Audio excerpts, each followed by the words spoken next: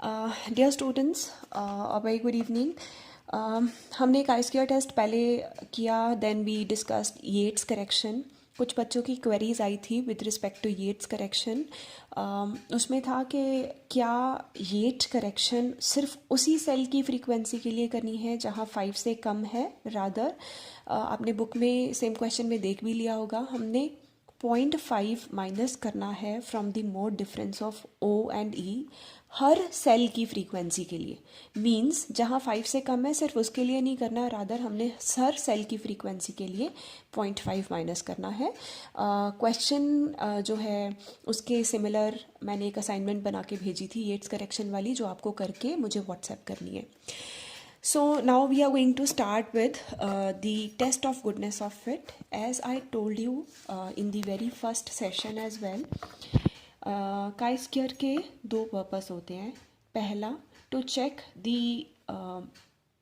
Association between two categorical variables, जो अभी तक हमने किया है, और दूसरा as test of goodness of fit. अब ये test of goodness of fit क्या होता है?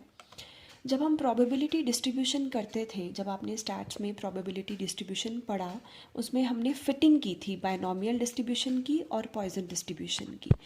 तो क्या वो फिट ठीक से हुई, उसको चेक करने के लिए भी काई-स्क्वायर टेस्ट यूज़ किया जाता है। सो फिटिंग जो है वो दो डिस्ट्रीब्यूशंस की हो सकती है, ऑल्दो नॉर्मल की भी हो सकती है, लेकिन we will be talking here about binomial and Poisson distribution. Actually में फिटिंग क्या होता है? For example, if I ask you, मैंने एक कॉइन 100 टाइम्स टॉस किया, तो कितनी बारी हेड आएगा, कितनी बारी टेल आएगा? यू से एक्सपेक्टेड जो है, क्योंकि दोनों की इक्वल चांसेस होते हैं हेड और टेल के, तो 50 टाइम्स हेड के चांसेस, 50 टाइम टेल के chances, this is expected frequency. बड़ा इजीली कैलकुलेट हो गया क्योंकि यहाँ पे सिर्फ एक कॉइन था। लेट्स से अगर मैं पूछूँ कि मैंने 20 कॉइन्स इकट्ठे 100 times tossed, 20 coins 100 times toss किए, तो उस केस में what would be expected frequency of head and tail? Now it would be difficult. तो हम क्या करते हैं? डिस्ट्रीब्यूशन फिट करते हैं to find out the expected frequency. So ये जो फिटिंग ऑफ डिस्ट्रीब्यूशन है, this is nothing, this is finding out the expected frequencies. अब ये फिटिंग जो है या एक्सपेक्टेड फ्रीक्वेंसी कैलकुलेशन जो है वो दो तरीके से हो सकता है। एक होता है बायनॉमियल डिस्ट्रीब्यूशन और दूसरा होता है पॉइजन डिस्ट्रीब्यूशन। बायनॉमियल डिस्ट्रीब्यूशन कब लगाते हैं हम? जहाँ पे जो हमारा सक्सेस है या फेलियर, दो ही आउटकम्स हो सकते हैं। फॉर एग्जांपल, मैंने कहा मैंने एक कॉइन टॉस किया, या हेड आ सकता है या टेल आ सकता है, दो ही आउटकम्स हैं, we will apply binomial distribution. In every trial, the chances of success and the chances or the probability of failure, that remains the same. For example, मैंने coin toss किया, head आने के chances 0.5, tell आने के chances 0.5। मैंने दोबारा से उस कॉइन को टॉस किया, हेड आने के चांसेस 0.5, टेल आने के चांसेस 0.5, तो बायनॉमियल डिस्ट्रीब्यूशन लगाया जाएगा।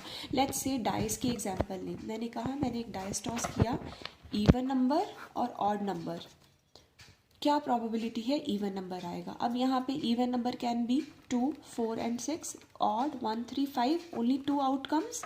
हर ट्रायल में सक्सेस और फेलियर के chances 1/2. So here we will apply binomial distribution to find out the expected frequency.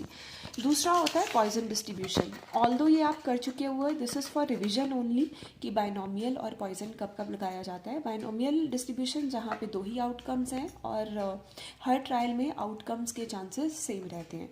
Poisson distribution तब लगाया जाता है जब जो भी हम इवेंट जिसकी प्रोबेबिलिटी निकाल रहे हैं उसके चांसेस बहुत कम हो, दी प्रोबेबिलिटी इज़ वेरी लो, तब हम लगाते हैं पॉइजन डिस्ट्रीब्यूशन। फॉर एग्जांपल, अगर हम कहें कि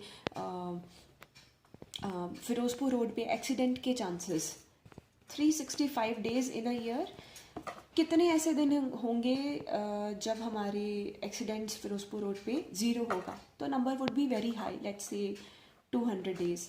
एक एक्सीडेंट वाले कितने दिन होंगे, let's say it is 70, 2 accident वाले इट इज़ 30, 3 एक्सीडेंट वाले it is may be 4, 4 accident वाले मे बी 2। सो अगर हम इसका ग्राफ बनाए तो ग्राफ बनेगा कुछ इस तरह का। जैसे जैसे हम नंबर इंक्रीज़ करते जा रहे हैं प्रोबेबिलिटी कम होती जा रही है।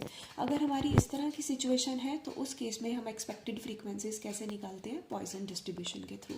आपको कभी भी ये नहीं बताया जाएगा बाइनोमियल लगाओ या पॉइसन डिस्ट्रीब्यूशन लगाओ to find out the expected frequencies, decide आपको करना है। So the deciding factor is यहाँ आउटकम्स ऑलमोस्ट इक्वल सी प्रोबेबिलिटी होती है, यहाँ लेट्स से 1/3 2/3 इस तरह की प्रोबेबिलिटी होगी सक्सेस फेलियर की। आउटकम्स 2 होंगी और आउटकम की probability in every trial remains the same. Poisson distribution में the probability of the event is very low, और जैसे जैसे नंबर इंक्रीज होता जाता है इवेंट का उतनी प्रोबेबिलिटी कम होती जाती है। नेक्स्ट वीडियो में we will discuss how we will fit the binomial distribution and fitting of Poisson distribution.